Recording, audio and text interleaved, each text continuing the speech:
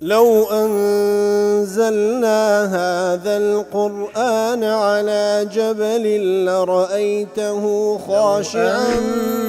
أنزلنا هذا القرآن على جبل لرأيته خاشعا أنزلنا هذا القرآن على جبل لرأيته خاشعا متصدعا من خشية وتلك الأمثال نضربها للناس لعلهم يتفكرون.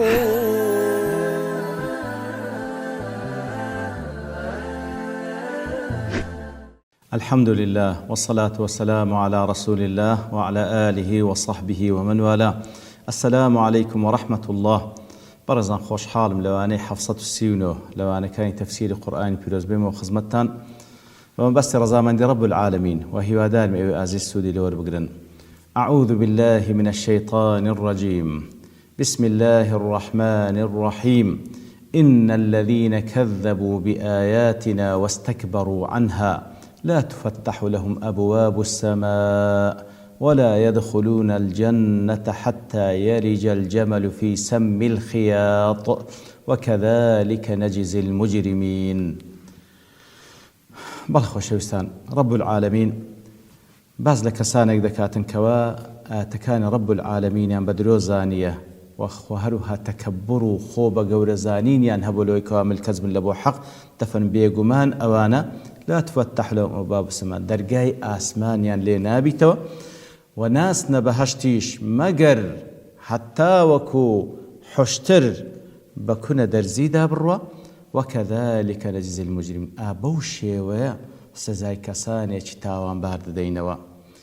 إن الذين كذبوا بآياتنا أي كذبوا رسلنا الذين بلغوهم آياتنا المنزلات من عندنا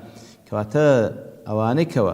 پیغمبرانیان بدرو زانیه لتبلیغ کردنی و آتانی رب العالمین كبيانا وديقين أوان بدرویان زانینا فزعموا أنها مفتريات على الله يتروان ادعاء كروتين وافتراء لسرخوا فكذبوا بها يتر بدريان زان والعياذ بالله واستكبروا عنها أي واستكبروا على طاعة ربهم خويا بيجا ورتربوا لجورال كدني فرمان كان پروردگاريان وامتنعوا عن العمل بما تضمنته آياته لهم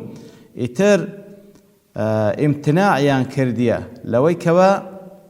كار بو آتانا بكن كخواي جور سبحانه وتعالى فرمان تدا كرديا لا تفتح لهم أبواب السماء أي أوانا أو كساني كوا بوشي وآتكاني خواي جوريان بدرو زانيو تكبريان ديدايو خويا بي جور تربو لوي كوا ملكز بالله بفرمان كاني خوا لا تفتح لهم أبواب السماء كواتا لا تفتح لهم أبواب السماء درجا كاني أسماني بسان شويق ليك درايتو أي لا تفتح لأعمالهم ولا لدعائهم ولا لشيء مما يريدون به طاعة الله كواتا كردوي تساق برز دبيتولو لا إخوائي قول سبحانه وتعالى كمقبول بي بلام أو كردواني أوان ديكن ياخد دعا كانيان ياخد هرشتك كبنياز طاعة ديكن درجا كاني آسمان برو روي دعا كانيان وكردو كان نابيتو أي لا يقبل ذلك منهم إخوائي قول ليان قبولناك لأنه ليس صالحا ولا طيبا يتنا كردوي تاكا ونكردوي باكا وقد قال سبحانه إليه يصعد الكلم الطيب والعمل الصالح يرفعه كواتا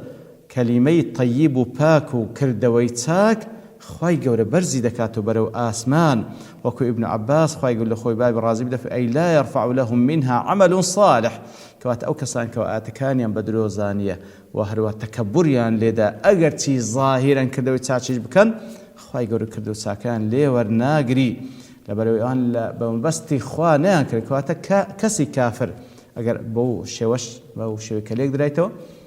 کەسی کافر کە کردەوەی چاچیش دەکا یعنی مەسەن یارمەتی خەڵکیدا هەر شتێکی چاک دەکا خواهی گەورە لێ قبول ناکە بۆی کەوا پاداشتی بداتەوە بەڵام لە دنیای وەکو لە حەدیث صحیحدا هاتیە لە دنیای پاداشتەشی دەداتەوە بۆی کەوا خەڵک مەدحی دەکا یاخود لە دنیای بالمقابل خواهی گەورە بە شێوەیەک لە شێوازەکان پاداشی داتەوە بەڵام لە قیامەتێ لێ قبول ناکات چونکە کردەوەی چاک پێویستە دوو شەرت تێدا بێ هەم کردەوە کە لە خودی خۆی سەواب و چاک و ڕاست و دروست بی هەم لە پێناوی خوای بی کەواتە ئەگەر کەسی کافر کردەوەی چاچ بکە کەوا زاهیرەن چاکە و باشە خەڵک ئیسپادە لێ بکە خوای گەورە لە دنیا پاداشی داتەوە بەڵام لە قیامەتێ لێ قبول ناکە لێ ئەو کردەوە چاکە بەرز نابیتەوە کە خوای گەورە لێ قبول کە ئەو المعنى لا تنزل عليهم البركة والرحمة بەو ماناش لێک لا تفتح لهم أبواب السماء واتە بەرەکەت و ڕەحمەتی خوای گەورە لە ئاسمان و لێیان دانابەزی ولا يغاثون کاتێکەوە پەنا دەبەن بەر خوای گەورە بەهانایان نایە لأنه أجرى العادة بإنزال الرحمة من السماء لەبەرەوەی خوای گەورە هەروای دانا کەوا ڕەحمەت لە ئاسمان دادەبەزین لەو کەسانێک وەکو دەفەرمی کاتێکەوە نوح عليه الصلاة والسلام داوا دەکا بەهانای بێ دەفەرمی ففتحنا أبواب السماء بماء منهمر وفجرنا الأرض عيونا کەواتە لە ئاسمانەوە لە زەویەوە خوای گەورە بابڵێن ئاوی باران و ئاوی هەڵقوڵان ئیتر وەکو ڕەحمەتێک لە بۆ نوح عليه الصلاة والسلام لە بۆ ئەتباعەکان نوح وەکو عەزابێک لە بۆ کافران کەواتە بەو ئەوە شێوەی یەکەم بۆی کەوا کردەوەکانیان لێ قبول ناکرێ بەرەو ئاسمان دەرگای لێ نابیتەوە لێکدانەوەی دووەم واتە دەرگای ڕەحمەت و بەرەکەت لە ئاسمان و لێیان نابیتەوە معنای سێیەم أي لا يؤذن لهم في صعود السماء ولا يطرق لهم إليها ليدخل الجنة على ما رواه أن الجنة في السماء كواتا بوش وجه لقدرته إذن نادر لبو برزبونه ولا آسمان ودرجاي آسمان لو يناكرته بويكوا بس نباش لبروي بهشت لا آسمان ياخذ بمعناش كأول معنى لا تفتح لأرواحهم لا تفتح أبواب السماء وتلبوا روح كانيا أو درجة ناكرته وكاتك ودمرن كما تفتح لأرواح المؤمنين هل وكل روح إيمان دان كاتكوا أو روحي بابلين زيادة بتولى لا شيء ولا كاتم مردني أو روحي برز بتولى لا إخوائي قول سبحانه وتعالى هل وكل طبعا الحديث صحيح داهتي أن رسول الله صلى الله عليه وسلم ذكر قبض روح الفاجر طبعا الحديث يشدريجة كوا براي كري عازب دجيرتو بيان صلى الله عليه وسلم بدريجي بهز لتونيتي روح شيشاني إيمان دار وكافر دكا وباشان مصيري أو روحي إيمان دارن بتشيويكي بون خوش وباك برز دكريتو لو أسمان كانوا بيشوازي لي دكري بەڵام ڕوحی کەسی کافر بە شێوەیەک چەند بە زەحمەت دەچێشرێ بە چ بۆنێکی پیسی لێ دێتن کاتێک کە دەوێ بەرز بیتەوە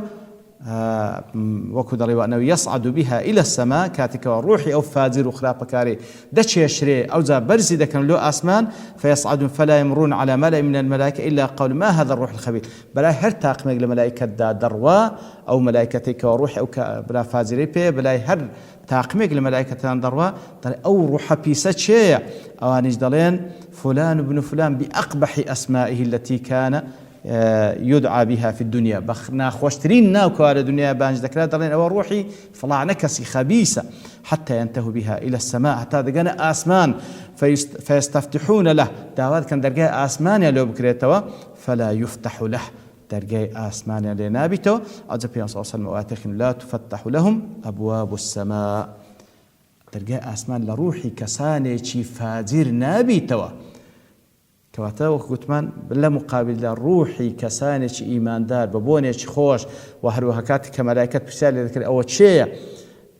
بلا هر طاقم ملائكتك دا درون درين أو شيء أو روحها باك يعني فلانة كسب خوشترين ناو كبانك ذكر يتر درجاي آسماني شان ليدا بيتا وكاتك وروحي إيمان داريان بيبرام روحي كافر وفاجر أو روحها بيسا درجاي آسماني لنا بيتوا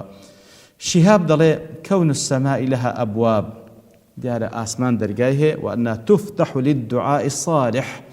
أو درجانا دبيته لبو كاتك ودعاء كياوش صالح ودعاء ساكا والأعمال الصاعدة وهو لبو كردو ساكان كوابرز دبنو أو للأرواح وهو لبو روح إنساني باق أو درجانا دبيته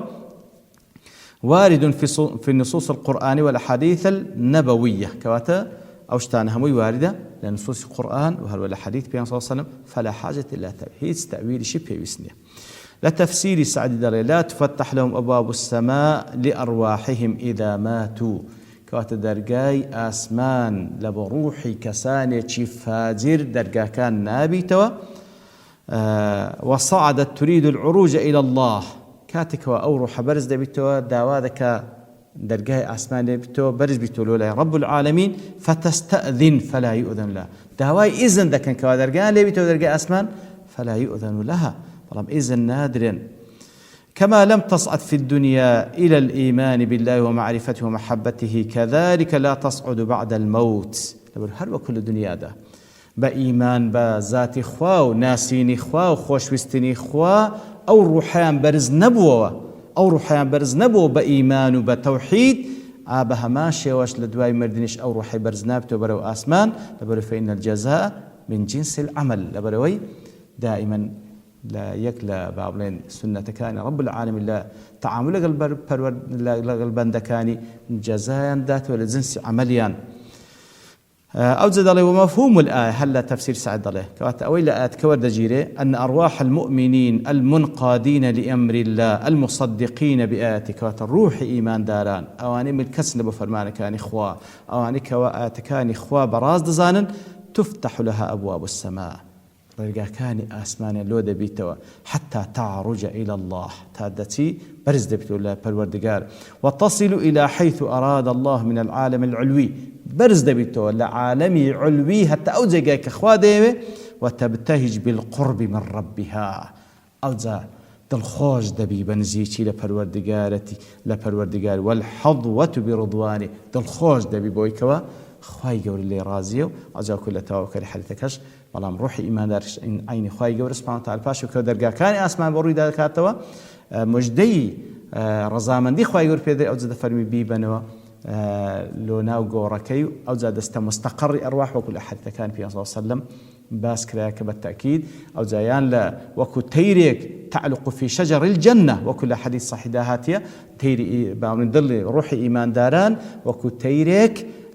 لە سەر دارێکی بەهەشدا لەوێن دەرێ دەبی یاخود ڕوح شەیدەکان لە ناو سێقەدانەی تەیری کەسێک دەسوڕێتەوە لە ناو بەهەشتێ بەڵام ڕوحی کافرەکانش تەبعاً عینی مستەقەڕی ئەرواحی خۆیان هەیە لە ناو با بڵێن جێگای ناخۆشی عەزاب وەکو لە حەدیثەکان باس کرا خوا پەناماندا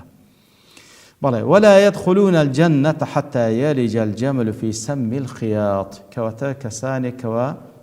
ئەوە پیشیان بۆ کەسانش کافری بێ باوەڕی مستەکبر کاتێکەوە دەمرن ڕوحیان بەرز نابیتەوە بەرەو ئاسمان و ناست نەبەهەشت مەگەر حوشتر بەکونە دەرزیدا بڕواکە ئەو شتەش نابی